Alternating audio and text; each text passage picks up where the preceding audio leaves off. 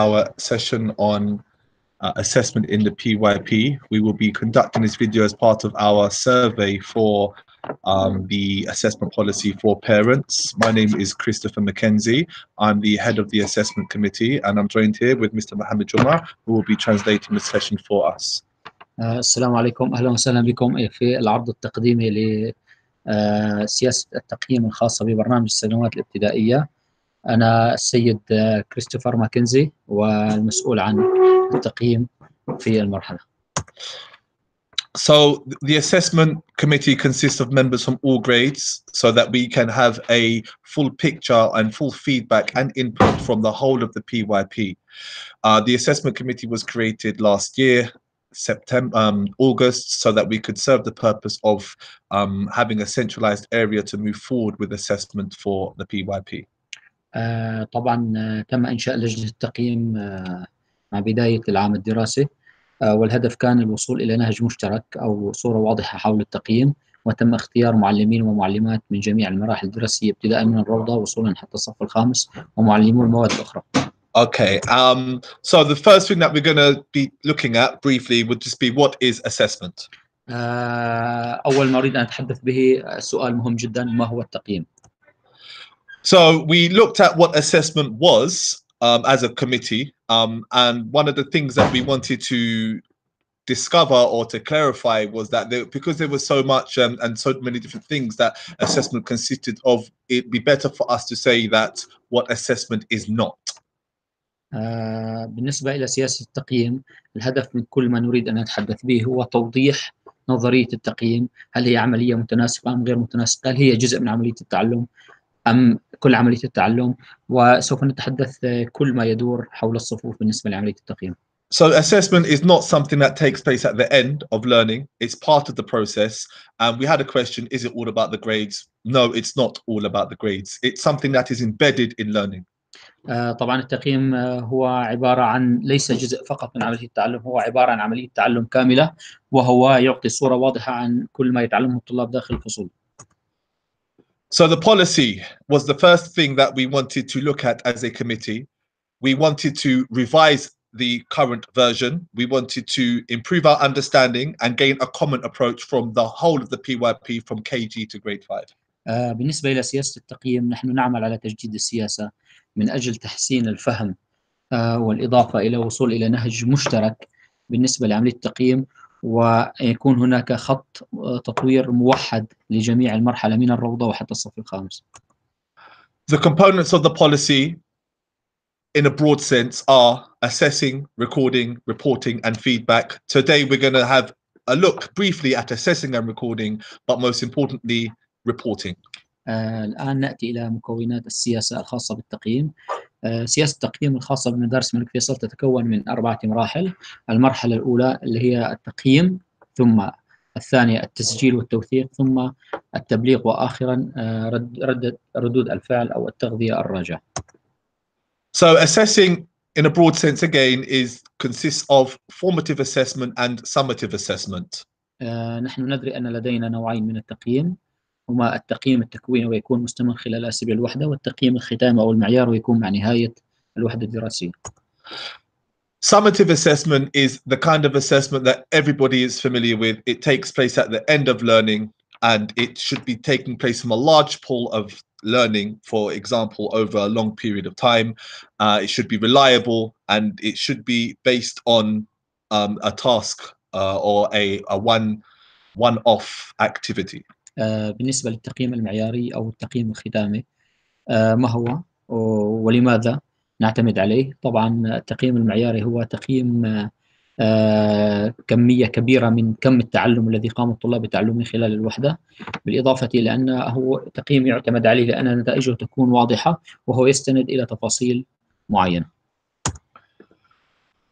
As part of our assessment policy, we got some feedback from the teachers and we came to the conclusion that although summative assessment has many criteria, the important thing for us as a school to be unique is that we provide a clear learning goal for the student, and that transfer is the goal of our summative assessments. Nonetheless, everything that you see on this page is relevant for the assessment, but for our policy to have the voice of KFS, we wanted to ensure that our important views were shown in the policy.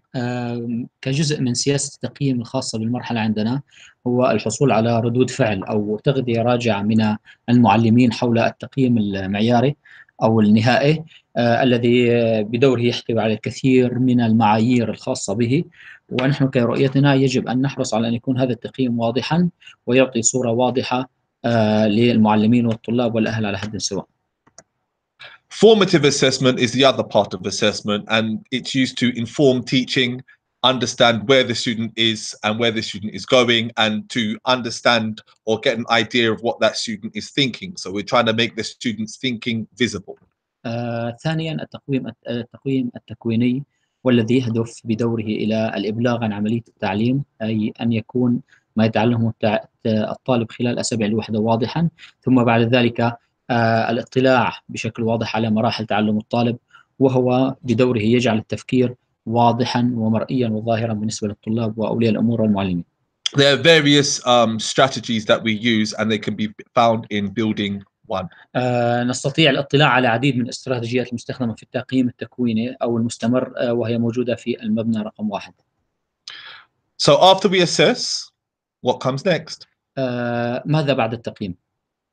We take a look at that data and we use it to inform our decisions as a school, as teachers, as grade homeroom, as a grade, and also on administration levels. في البداية نقوم بجمع البيانات، وعلى ضوء هذه البيانات يمكن للمدرس أو المرحلة أو الإدارة المدرسة بشكل عام أن تتخذ قرارات واضحة ومستنيرة مستندة إلى التقييم. So here's an example of what we'd use to discuss as a grade. This is an example from a weekly test that we do for vocabulary. على سبيل المثال نستطيع أن نأخذ مثال حول التقييم التكويني اللي هي عملية تحليل الاختبارات الأسبوعية، ونستطيع من خلالها أن نبلغ الطلاب حول نتائجها. Moving on to recording, there's various strategies and tools that we use for recording, such as rubric, anecdotal records, and checklists. ننتقل الآن إلى عملية التسجيل والتوثيق. لدينا العديد من الاستراتيجيات والأدوات، منها العناوين أو المعايير الموضوعة، وأيضا سجلات المتابعة بالإضافة إلى لوائح التدقيق الخاصة بالطلاب. And here's an example of a rubric that we use based on our agreed criteria of what constitutes a good rubric. لدينا نموذج لمجموعة من المعايير المتفق عليها من قبل المعلمين والتي على أساسها يتم التقييم بشكل واضح لطلابنا. Now we looked at how we're reporting, and we figured that our current reporting is based on management conferences, portfolio days, but we asked the question, how can we make reporting effective, more effective? السؤال الأهم: كيف يتم تبليغ أولياء الأمور حول عملية تعلم أبنائهم؟ عملية التبليغ تتم بعدة طرق في مدارس الملك فيصل. أولا برنامج المانج باك، ثانيا مجموعة من الملتقيات والمؤتمرات، ثالثا أيام ملف الإنجاز والتي تكون ممتدة على مدار العام. لذلك يجب أن نسأل أنفسنا سؤال مهم جدا: كيف يمكننا جعل عملية التبليغ ذات تأثير؟ And we said that it's a bit frustrating because it seems that everything is perfect, and it was at that moment when we realized it's the parents' input that is missing. لذلك كل ما سبق يستند إلى شيء مهم جدا. الآن نريد أن يكون أولياء الأمور هم الأساس في عملية التقييم. So we need your input, and we need your help to decide an important aspect of our policy, and that is reporting. We know it's important for the parents. We need your input, and we need to know, get an idea of exactly what you want from reporting. بالنسبة إلى عملية تبليغ الأهل قائمة على